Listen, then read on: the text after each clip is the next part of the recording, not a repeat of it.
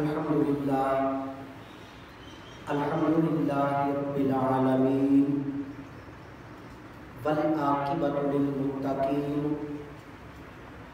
والصلاة والسلام علی سید الانبیاء والمرسلین اما بعد فاعوذ باللہ من الشیطان الرجیم بسم اللہ الرحمن الرحیم قال اللہ تبارک و تعالی فی کتابہ المجید الا بذکر اللہ تطمئن القلوب صدق اللہ العظیم وصدق رسولہ النبی الکریم الامین ونحن علی ذلک لمن الشاہدین والشاکرین والحمد للہ رب العالمین بلغ العلا بکمالہ کشف الدجی بجمالہ حسنت جمیع خصالہ صلوا علیہ وآلہ اللہم صلی علی سیدنا و مولانا محمد وانزلہ المقعد المقرب عندک یوم القیامہ۔ نہایت ہی واجب الاحترام بزرگوں دوستوں، السلام علیکم ورحمۃ اللہ وبرکاتہ۔ اللہ کریم جل جلالہ کا ہم جتنا بھی شکر ادا کریں یہ کم ہے کہ اس پاک پروردگار عالم نے ہمیں اشرف المخلوقات انسان تخلیق فرمایا، سب سے بہترین مخلوق میں پیدا فرمانے کے بعد اللہ کریم نے جو سب سے بڑا احسان فرمایا، جو سب سے بڑا کرم فرمایا، وہ احسان وہ کرم یہ فرمایا، ہم گناہ گاروں کو اپنے پیارے محبوب علیہ السلام کا غلام بنا دیا۔ اللہ تعالیٰ نے اس انسان کو جتنی بھی نعمتیں عطا فرمائی ساری کی ساری اپنے محبوب علیہ السلام کے صدقے سے عطا فرمائی۔ ہم اپنے جسم کے اوپر غور کریں، کتنی اللہ تبارک و تعالیٰ کی نعمتیں ہم دن رات استعمال کرتے ہیں، مگر وہ مالک کریم نے اس نے کسی نعمت پر احسان نہیں جتلایا۔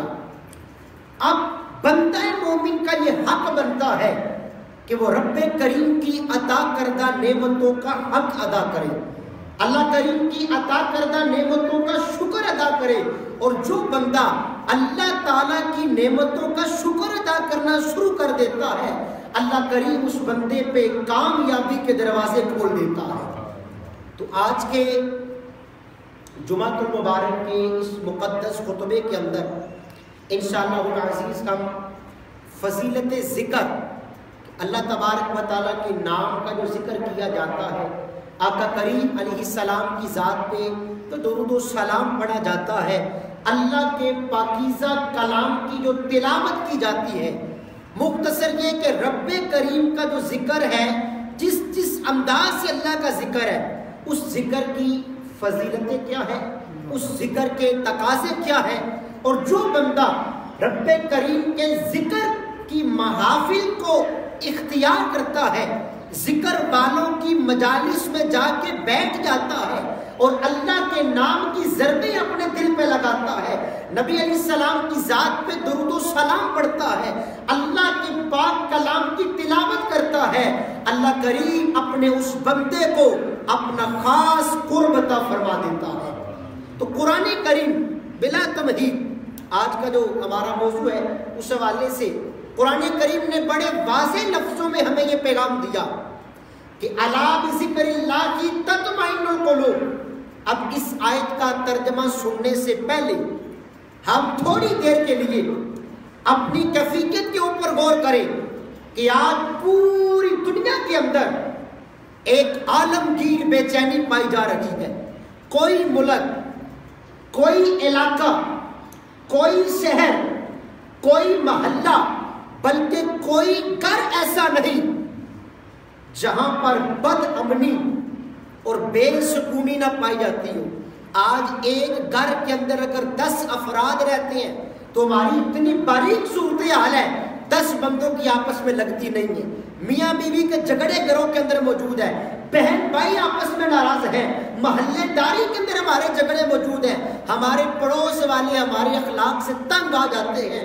آج کے نوجوان اپنا سکون تلاش کرنے کے لیے غلط مجلسوں کو اختیار کرتے ہیں۔ آج کے نوجوان اپنی آنکھوں کو حرام سے پر کرتے ہیں، اپنے کانوں کو گانے سن کے حرام سے پر کرتے ہیں، اپنی زبان کو غلط باتوں میں استعمال کر کے حرام سے پر کرتے ہیں، اپنے پیٹ کو غلط لقمے ڈال کے حرام سے پر کرتے ہیں۔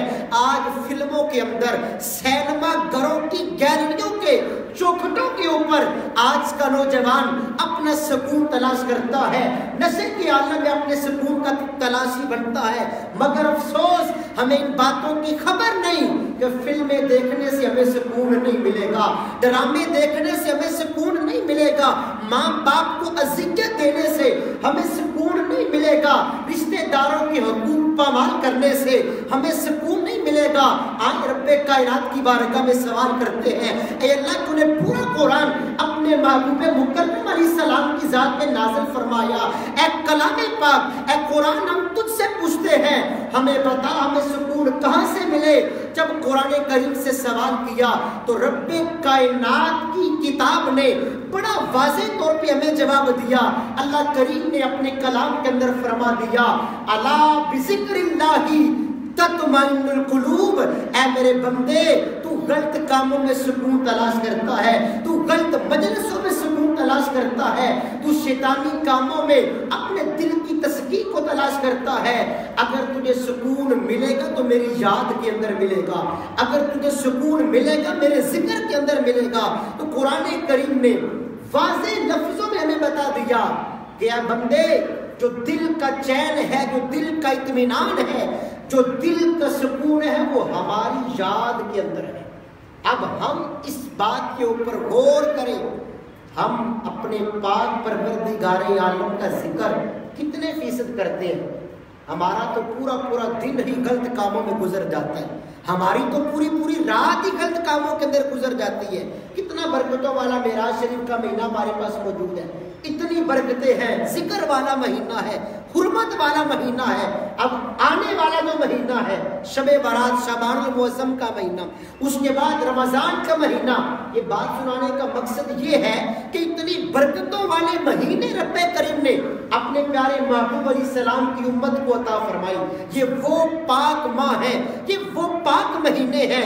ان مہینوں کے اندر اگر کوئی بندہ رب کا ذکر کرنا شروع کر دیتا ہے، نماز پنجگانہ کی ادائیگی شروع کر دیتا ہے، رب کائنات کے کلام کی تلاوت شروع کر دیتا ہے، نبی پاک علیہ السلام کی ذات پہ درود و سلام پڑھنا شروع کر دیتا ہے، اللہ کریم ان حرمت والے مہینوں کے صدقے اپنے بندے پر اپنی رحمتیں برسانا شروع کر دیتے ہیں۔ مگر ہماری کیفیت کیا ہے؟ ہم غلط کاریوں کے اندر اپنے اوقات کو بسر کر جاتے ہیں۔ ایک بندہ ہے وہ 60-70 سال کی زندگی شیطانی کاموں میں گزار دیتا ہے، مگر جب چوٹ لگتی ہے پھر وہ اللہ کی بارگاہ میں شرمندگی کے ساتھ ندامت کے آنسو بہاتا ہے اور پاک پروردگار عالم کی بارگاہ میں یہی عرض کرتا ہے، اے مالک کریم اب تو میرے اوپر بڑھاپا آ گیا، یا اللہ اب تو میری ہڈیوں میں کمزوری آ گئی، اب تو میرا بدن کمزور ہو گیا، اب تو میری کمر میں جھک چکی ہے، اب تو میرے کالے بالوں میں سفیدی آ چکی ہے، یا اللہ میں پوری زندگی غلط کام کرتا رہا، پوری زندگی گناہ کرتا رہا، کوئی حسن عمل نہیں کیا، اگر کوئی نیکی کا کام کیا وہ بھی دکھاوے کے لیے، ریاکاری کے لیے، اے اللہ اب تیری بارگاہ میں جھک چکا ہوں، مولا میری زندگی کے گناہوں کو معاف فرما۔ دیکھیں وہ کتنا رحمان ہے مالک، کتنا رحیم پروردگار ہے۔ اگر کوئی بندہ اتنی زندگی گناہوں میں بسر کرنے کے بعد بھی رب کی بارگاہ میں آ کے جھک جاتا ہے، اشک ندامت بہا دیتا ہے۔ اللہ تعالیٰ فرماتا ہے بندے تو میرے در پہ جھک چکا ہے، وَلِمَنْ خَافَ مَقَامَ رَبِّهِ جَنَّتَانِ، اور ہم نے اپنے بندوں سے اپنے کلام کے اندر یہ وعدہ فرما لیا ہے، اس بندے کے اوپر ہمارا خوف طاری ہو جائے، جو بندہ ہماری بارگاہ میں جھک جائے، اشک ندامت بہا دے، اللہ فرماتا ہے وہ ایک نہیں 2 جنتوں کا مالک بن جاتا ہے۔ اللہ کریم کی رحمت جو ہے ہمیں پکار پکار کے کہتی ہے ہم تو مائل بکرم ہیں، کوئی سائل ہی نہیں، راہ دکھلائیں کسے، کوئی راہ روے منزل ہی نہیں۔ آئیں آقا کریم صلی اللہ علیہ وسلم آپ کی چند ایک احادیث تجربات ذکر کے حوالے سے سنتے ہیں کہ جو لوگ رب کے نام کا ذکر کرتے ہیں، جو لوگ ذکر کی محفلوں کا انعقاد کرتے ہیں، اور جو لوگ ان محافل میں دور و نزدیک سے چل کے آ کے شامل ہوتے ہیں، اللہ کریم انہیں کون سا صلہ عطا فرماتا ہے، اللہ کریم انہیں کس انداز سے اجر عطا فرماتا ہے۔ پہلی حدیث پاک، اس حدیث کو لکھنے والے سینکڑوں سال پرانے بزرگ حضرت سیدنا امام سخاوی رحمۃ اللہ تعالیٰ علیہ، یہ صرف کوئی عالم دین نہیں تھے بلکہ اللہ کے مقرب ولی کامل تھے، ولایت کا مقام رب تعالیٰ سے حاصل کر چکے تھے۔ آپ نے درود پاک کے موضوع کے اوپر ایک بڑی اہم کتاب لکھی، اس کتاب کا نام ہے القول البدیع۔ آپ نے اس کتاب کے اندر آقا کریم علیہ الصلوۃ والسلام کی بڑی پیاری حدیث پاک نقل فرمائی۔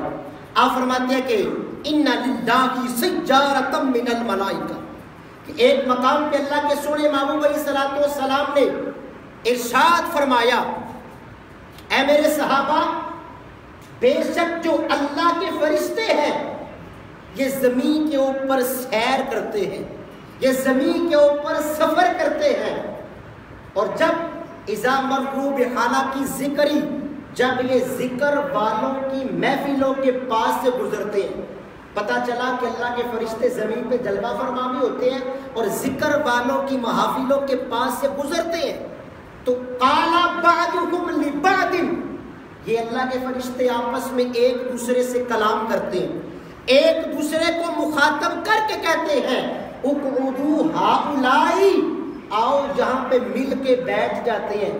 کیوں؟ اس لیے کہ اس مجلس کے اندر، اس محفل کے اندر، اس بزم کے اندر اللہ کا بھی ذکر ہو رکھا ہے، اللہ کے رسول کا بھی ذکر ہو رہا ہے۔ پتہ چلا کہ یہ وہ مقدس مجلسیں ہوتی ہیں جن مجلسوں کے اندر نبی علیہ السلام کے غلام اللہ کے ذکر کو ذکر کرتے ہیں، نبی علیہ السلام کی ذات پہ درود و سلام پڑھتے ہیں، دین کی محافل کو سجایا جاتا ہے۔ اب ان محفلوں کے اندر رب کائنات کے فرشتوں کی آمد ہوتی ہے، اللہ کے فرشتے جلوہ فرما ہوتے ہیں۔ میرے آقا اسلام کی حدیث پاک کے الفاظ ہیں فَإِذَا صَلُّوا عَلَى النَّبِيِّ صلی اللہ علیہ وسلم صلوا معکم، جب وہ میرے آقا علیہ السلام کے غلام محفل کے دوران ہمارے آقا کی ذات پہ درود و سلام پڑھتے ہیں، اللہ کے فرشتے ان کے ساتھ مل کے درود پاک پڑھتے ہیں۔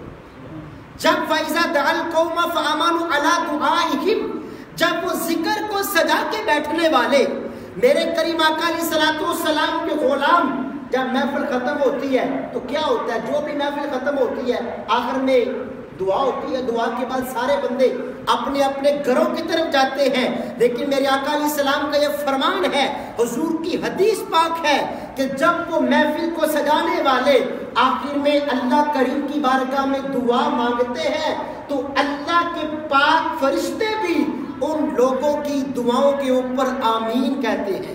اور ہمارا تو یہ عقیدہ ہے کہ جس گناہگار امتی کی دعاؤں پہ اللہ کے نوری ملائکہ آمین کہہ دے، اللہ کی رحمت سے وہ دعائیں رب کی بارگاہ میں قبول ہو جاتی ہیں۔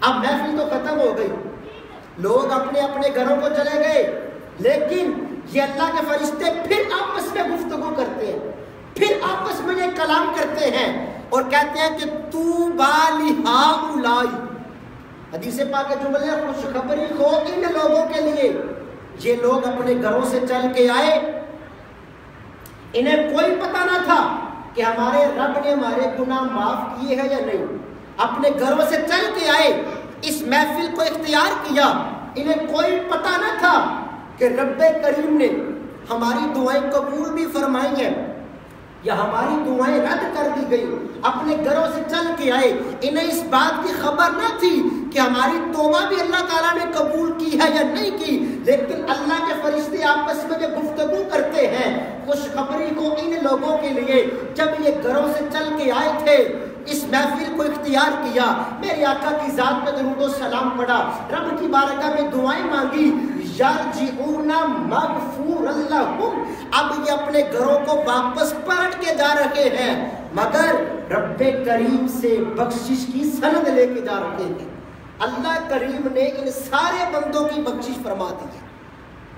غور فرمائیں، اللہ تعالیٰ کی رحمت تو یقین کریں کہ کتنی برستی ہے، ہم لوگ ہیں، ہم رب تعالیٰ کی رحمت سے حصہ نہیں لیتے، ہم جو پورا دن اللہ تعالیٰ کے ذکر کی مجلسوں کو چھوڑ دیتے ہیں، نہ قرآن کریم کی تلاوت کرتے ہیں، نہ اللہ کے نام کا ذکر کرتے ہیں، نہ پنجگانہ نماز ادا کرتے ہیں، اور اس کے علاوہ بے شمار وظائف علماء نے بیان کیے، اپنی کتابوں کے اندر لکھے، مگر ہماری زندگی غفلت کے اندر، سستی کے اندر اور بالکل شیطانی کاموں کے اندر بسر ہوتی جا رہی ہے۔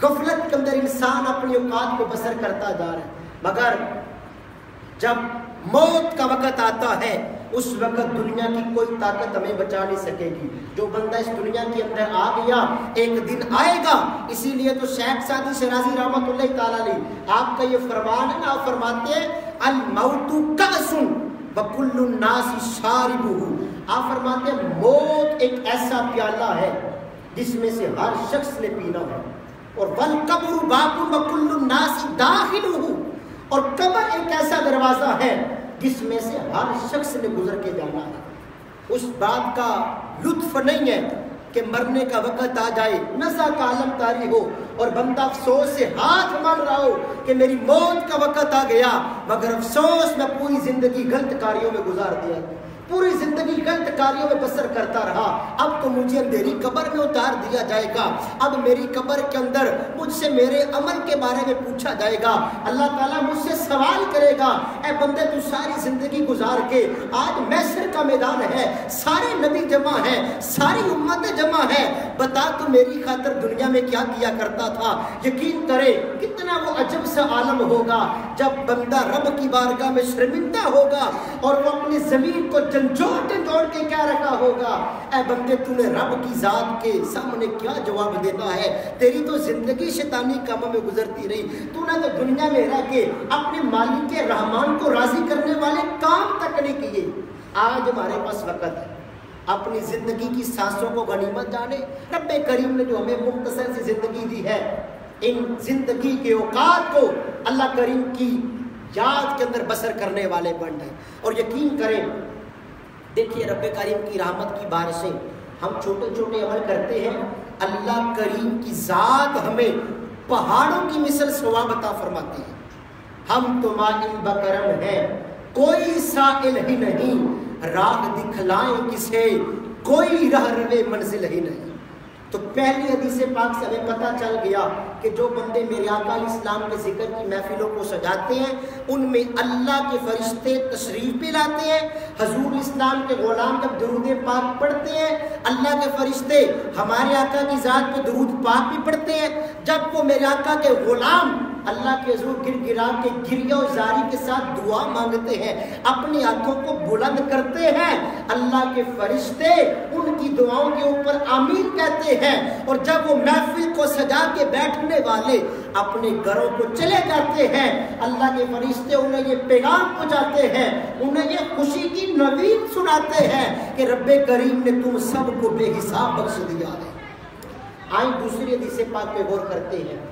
اس حدیث پاک کے اندر بھی رب کریم کی رحمت کے تقاضے دیکھیں، اللہ کی رحمت اپنے محبوب علیہ السلام کے گناہگار امتیوں کے اوپر کس انداز سے چھما چھم برس رہی ہے۔ اور اس حدیث پاک کو ایک کتاب ہے صراط القریب الی ذکر الحبیب، اس کتاب کے اندر میرے کریم آقا علیہ السلام کی یہ حدیث پاک مروی ہے، روایت کی گئی موجود ہے۔ اور وہ حدیث پاک کیا ہے؟ میرے کریم آقا علیہ السلام نے ایک مقام پہ مومنوں کی ماں ام المؤمنین حضرت سیدتنا عائشہ صدیقہ رضی اللہ تعالی عنہا کی بارگاہ میں نا ارشاد فرمایا کہ یا عائشہ لا تنامی حتی تعملی 4 اشیاء، کہ اے عائشہ جب رات کو سونے کے لیے تم اپنے بستر کے اوپر آ جاؤ تو سونے سے پہلے 4 کام کر کے سویا کرو۔ کتنے کام کرنے ہیں؟ ہم بھی نیت کریں کہ انشاءاللہ ہم بھی رات کو سونے سے پہلے یہ 4 کام کر کے سویا کریں گے۔ اب وہ کون سے 4 کام ہیں؟ صراط القریب الی ذکر الحبیب کے اندر یہ نبی علیہ السلام کی حدیث پاک موجود ہے کہ حضور الاسلام نے فرمایا یا عائشہ تو لا تنامی حتی تعملی 4 اشیاء، اے عائشہ رات کو سونے سے پہلے 4 کام کر کے سونا۔ پہلا کام حتی تختمی القرآن، رات کو سونے سے پہلے ایک بار پورے قرآن پاک کی تلاوت کر کے سونا۔ دوسرا کام حتی تجعلی الانبیاء لکی شفعاء یوم القیامہ، کہ رات کو سونے سے پہلے تمام انبیاء کو اپنے اوپر گواہ بنا کے سونا۔ تیسرا کام حتی تجعلی المسلمین راضین عنک، کہ رات کو سونے سے پہلے جتنے بھی روئے زمین پہ لوگ ہیں مسلمان ہیں ان سب کو اپنے اوپر راضی کر کے سونا۔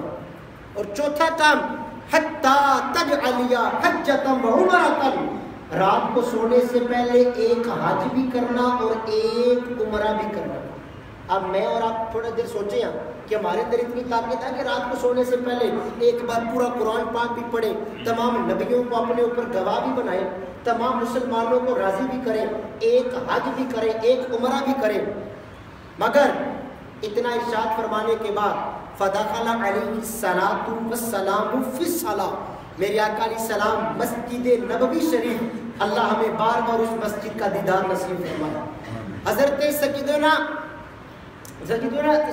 عائشہ صدیقہ رضی اللہ تعالی عنہ فرماتی ہیں کہ اتنا فرمانے کے بعد حضور الاسلام نماز ادا کرنے کے لیے مسجد میں چلے گئے۔ آپ فرماتی ہیں فبقیت علی فراشی، میں نے کیا کیا، میں اپنے بستر کے اوپر آ گئی، اس سوچ کے اندر پڑ گئی کہ یہ 4 کام کس طرح ہوں گے، پورا قرآن پاک بھی پڑھنا ہے، تمام انبیاء کو اپنے اوپر گواہ بھی بنانا ہے، تمام مسلمانوں کو راضی بھی کرنا ہے، ایک حج اور ایک عمرہ بھی کرنا ہے۔ آپ فرماتی ہے کہ تھوڑی دیر گزری فلما اتم الصلاۃ، حضور الاسلام نے نماز سے فراغت پائی، حضور نماز کو مکمل کر کے میرے حجرے کے اندر تشریف لائے تو میں نے عرض کیا فداک ابی و امی یا رسول اللہ صلی اللہ علیہ وآلہ وسلم، یا رسول اللہ صلی اللہ علیہ وسلم میرے ماں باپ آپ پر قربان ہو، امرتنی باربعۃ اشیاء، یا رسول اللہ ابھی آپ نے تھوڑی دیر پہلے مجھے 4 کام کرنے کا حکم دیا،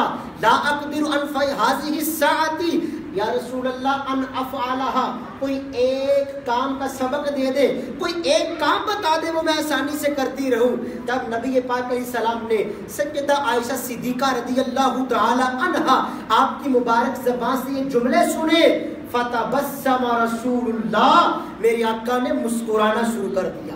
حضور علیہ السلام نے فرمایا اے عائشہ پریشان ہونے کی بات نہیں، جب تم رات کو سونے کے لیے اپنے بستر کے اوپر آ جاؤ تو کیا کرو، وَإِذَا قَرَأْتِ قُلْ هُوَ اللَّهُ أَحَدٌ ثَلَاثًا، 3 مرتبہ سورہ اخلاص قُلْ هُوَ اللَّهُ أَحَدٌ اس سورت کی تلاوت کرو، 3 بار یہ سورت پڑھنے کی برکت سے اللہ پاک تمہیں پورے قرآن پاک کا ثواب عطا فرما دے گا۔ دوسرا کام میرے آقا علیہ السلام نے فرمایا کہ رات کو سونے سے پہلے جب تم اپنے بستر کے اوپر آ جاؤ تو کیا کرو، میری ذات پہ درود و سلام پڑھو، میری ذات پر درود و سلام پڑھنے کی برکت سے اللہ تعالیٰ کے تمام انبیاء تمہارے اوپر گواہ بن جائیں گے۔ تیسرا کام حضور اسلام نے فرمایا وَإِذَا اسْتَغْفَرْتِ أَسْتَغْفِرُ اللَّهَ رَبِّي مِنْ كُلِّ ذَنْبٍ وَأَتُوبُ إِلَيْهِ، جب رات کو سونے کے لیے اپنے بستر کے اوپر آ جاؤ ایک مرتبہ استغفار کا معنی یہ ہوتا ہے اللہ پاک سے بخشش طلب کرنا، یعنی اللہ کی بارگاہ میں یہ دعا کرنا یا اللہ تعالیٰ میرے گناہ بخش دے، بڑا گناہ گار ہوں، پورا دن غلط کام کرتا رہتا ہوں. تو عربی میں یہ جملے ہیں استغفر اللہ ربی من کل ذنب واتوب الیہ. میرے آقا نے فرمایا کہ عائشہ جب رات کو سونے کے لیے بستر کے اوپر آ جاؤ ایک بار یہ استغفار کرو، اس کی برکت سے روئے زمین کے تمام مسلمان تمہارے اوپر راضی ہو جائیں گے. اور چوتھا کام وَإِذَا قُلْتِ قُلْ سُبْحَانَ اللَّهِ وَالْحَمْدُ لِلَّهِ وَلَا إِلَٰهَ إِلَّا اللَّهُ وَاللَّهُ أَكْبَرُ. رات کو سونے سے پہلے ایک مرتبہ تیسرا کلمہ آدھا اتنا پڑھ لو سبحان اللہ والحمد للہ ولا الہ الا اللہ واللہ اکبر. اتنا پڑھنے کی برکت سے اللہ کریم تمہیں ایک مقبول حج اور ایک مقبول عمرے کا ثواب عطا فرما دے گا. اب غور فرمائے نا کہ یہ رب تعالیٰ کا ذکر ہے نا، قرآن کریم پڑھنا، سورہ اخلاص پڑھنا، اللہ کے نام کا ذکر کرنا، استغفار پڑھنا، تیسرا کلمہ پڑھنا، حضور اسلام کی ذات پہ درود پاک پڑھنا. تو قرآن کریم تو بڑے واضح لفظوں میں ارشاد فرما رہے ہیں الا بذکر اللہ تطمئن القلوب. سن لو کہ بے شک جو سکون ہے وہ رب کی یاد کے اندر ہے. اللہ تعالیٰ کی یاد کے اندر ہر ایک نعمت میں سکون بندے کو ملتا ہے. اب میں اور آپ اپنے اوپر غور کریں، ہماری حالت جو ہے بڑی عجیب تر ہے. حضور سید عالم صلی اللہ تعالیٰ علیہ وآلہ وسلم آپ کے اصحاب کی سیرت کو پڑھے کہ وہ کس انداز سے حضور اسلام کے ذکر کی محفل کو سجایا کرتے تھے. کتنے اولیاء کرام اکابرین ہیں جو اللہ تبارک و تعالیٰ کے نام کے ذکر کی مجلسوں کو سجایا کرتے تھے. مگر میری اور آپ کی کیفیت کیا ہوتی ہے؟ حضور الصلوۃ والسلام کے ایک فرمان ہے، آپ نے فرمایا کہ لوگو تم اللہ کا ذکر اس انداز سے کرو کہ لوگ تمہیں دیوانہ کہنا شروع کریں. اور پھر اس امت کے ایسے ایسے اولیاء کرام گزرے ہیں کہ جن کو اللہ تعالیٰ کے نام سے اتنا پیار ہوا کرتا تھا، ہر وقت ان کی زبان اللہ کریم کے ذکر سے تر رہا کرتی تھی. حضرت سیدنا جنید بغدادی رحمۃ اللہ تعالیٰ علیہ بہت بڑے ولی کامل تھے. آپ کی اگر بندہ سوانح یاد سیرت کی کتابیں پڑھے تو یہ بات ہمیں ملتی ہے کہ ایک مرتبہ آپ حمام میں گئے، ایک نائی کی دکان پہ گئے اپنا داڑھی شریف کا خط بنوانے کے لیے. اب جب مونچھیں کاٹنے کا وقت آیا آپ مسلسل اللہ کے نام کی ضربیں دل پہ لگا رہے تھے. آپ کی زبان سے اللہ کے نام کا ذکر نکل رہا تھا، آپ کی زبان اللہ کے نام سے تر تھی، اللہ کے نام کے ذکر کے اندر استعمال ہو رہی تھی. اب جو دکاندار تھا وہ حمام والا، اس نے کہا حضرت صاحب تھوڑی دیر کے ذکر بند کر دیں، آپ کی مونچھوں کو کاٹنا ہے. اگر اسی طرح آپ ذکر کی آواز کو بلند رکھیں گے تو آپ کے ہونٹ کٹ جانے کا اندیشہ ہے. آپ نے بڑا کمال کا جواب دیا. آپ نے فرمایا اگر ہونٹ کٹتے ہیں تو کٹ جائیں، مگر میں اللہ کریم کے ذکر سے غافل نہیں ہو سکتا. اب غور کریں وہ لوگ کس انداز سے رب تعالیٰ کے نام کا ذکر کیا کرتے تھے. آج ہم اس بات کے اوپر غور کریں نا کہ قرآن کریم نے بڑے واضح لفظوں میں فرمایا والذین یبیتون لربہم سجدا وقیاما. وہ لوگ اللہ فرماتا ہے بڑے نصیبوں والے ہیں وہ لوگ جن کی راتیں سجدے اور قیام کی حالت میں گزر جاتی ہیں. وہ کون لوگ ہیں؟ وہ ذاکرین ہیں جو اللہ کے نام کا ذکر کرتے رہتے ہیں، جو دن رات اللہ کے نام کی ضربیں اپنے دل پہ لگاتے رہتے ہیں. آج ہم کہتے ہیں ہماری زندگیوں کے اندر سکون نہیں ہے، آج ہمیں گھر کے اندر سکون نہیں ملتا. باہر چلے جائیں ہمارے ذہن کے اندر وہ بڑی عجیب سی کیفیت ہوتی ہے. کبھی ہم نے غور کیا کہ یہ ٹینشنیں کیوں ہیں؟ ہمارے گھروں کے اندر جھگڑے کیوں ہیں؟ ہمارے گھروں کے اندر لڑائیاں کیوں ہیں؟ یہ طرح طرح کی مصیبتیں کیوں ہیں؟ وجہ ایک ہی ہے، ہم نے اللہ تعالیٰ کے نام کا ذکر کرنا چھوڑ دیا. آج ہمارا اللہ کی ذات پہ توکل جو ہے وہ بڑا کمزور ہو چکا ہے. پہلے کے لوگ تھے وہ رب تعالیٰ کے نام کا ذکر کیا کرتے تھے. علماء فرماتے ہیں، بزرگان دین نے اپنی کتابوں کے اندر لکھا آج سے چند سال پہلے، کوئی زیادہ پرانی بات نہیں، تہجد کے وقت فجر کے وقت لوگوں کے گھروں سے اس طرح قرآن کریم پڑھنے کی آواز آتی تھی جس طرح مکھیوں کی گنگناہٹ کی آواز ہوتی ہے. مگر اب کیا ہو گیا ہمیں؟ اب تو ہم غفلت کی چادر تان کے سو جاتے ہیں. پورا گاؤں غفلت کی چادر تان کے سویا ہوتا ہے. چند ایک خوش نصیب بزرگ ہوتے ہیں تو فجر کی نماز ٹائم اللہ کے گھر میں حاضری دیتی ہے. غور کریں باتوں کے اوپر. یہ ہمارے لیے لمحہ فکریہ ہے. ہم مسلمان ہیں. اللہ تعالیٰ نے ہمارے جسم کو صحیح سالہ بنایا. اللہ نے ہر ایک نعمت ہمیں عطا فرمائی. رب کریم نے سب سے بڑا کرم کیا, اپنے محبوب کا امتی اور غلام بنایا. مگر افسوس ہماری کیفیت کیا ہے؟ یہ تو خدا کی قسم وہ امت ہے, اس امت میں آنے کے لیے اللہ کے نبی بھی اللہ کی بارگاہ میں دعائیں مانگا کرتے تھے.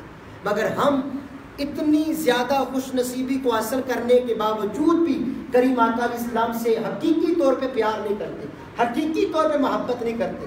ہمارا حق بنتا ہے ہم اللہ تعالیٰ کے نام کا ذکر کریں, قرآن کریم کی تلاوت کریں, اور نبی پاک علیہ الصلوۃ والسلام نے جن کاموں کا ہمیں حکم دیا وہ کام کریں. جن کاموں سے اللہ کے سونے محبوب علیہ السلام نے ہمیں منع کیا ان کاموں سے باز آ جائیں. اللہ کریم کی بارگاہ میں دعا کرتے ہیں. چند ایک باتیں ہم نے تو رب کائنات کے نام کے ذکر کے حوالے سنی. اللہ مجھے اور آپ سب کو عمل کرنے کی توفیق عطا فرمائے. وآخر دعوانا ان الحمد للہ رب العالمین.